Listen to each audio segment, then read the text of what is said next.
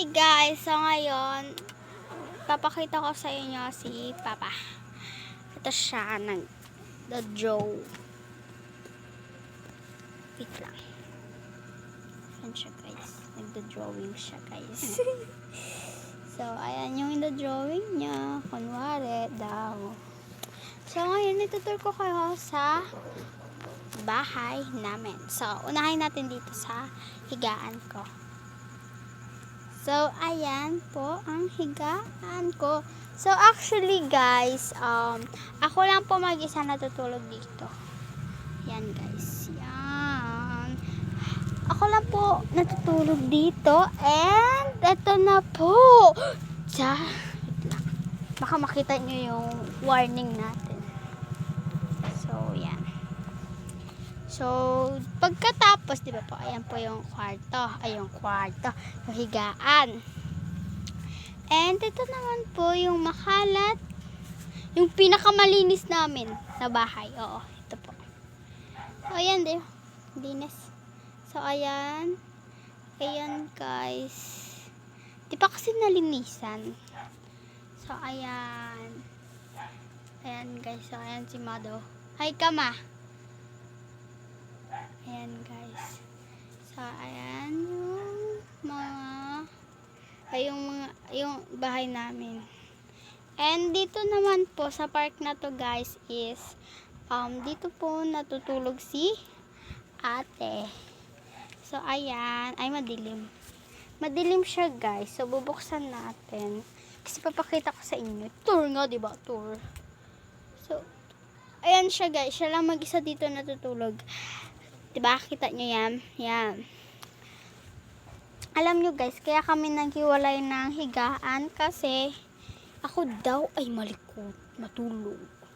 So, malikot daw ako matulog. And, actually guys, double dick yan. Yan. Dati, dito ako natulog guys, and dito sa taas si ate. Kaso nga lang, paiba-iba yung isip namin. So, ayan. Ito siya guys. Panis. Yan. Kaya nyo ba yan? So, ayan. Balikan natin sila guys kung nagdodraw ba talaga si Papa. So, akit ulit tayo sa higaan. So, ulitin natin. Ito po yung mag-isa. So, ayan po si kulot kasi yung pinapadrawing eh. Ayan yung draw niya. Dinadrawing niya. Sabi niya, ano daw, po muna tayo, kapagod maglakad-lakad.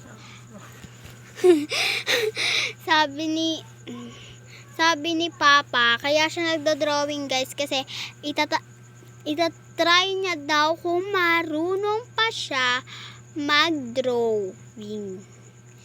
Kaya, yun, nagdo-drawing si Papa.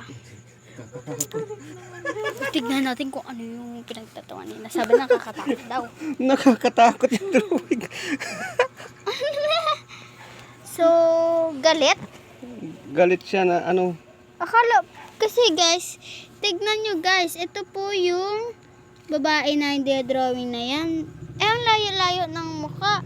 Ito po, mukhang mabait. Pinagsasabihan yung anak. Tapos, ito po nang pinapagalitan. Kaya, iba siya. Iba. Siguro guys, dito na lang po magtatapos yung vlog ko. So, hanggang dito na lang po. Bye-bye!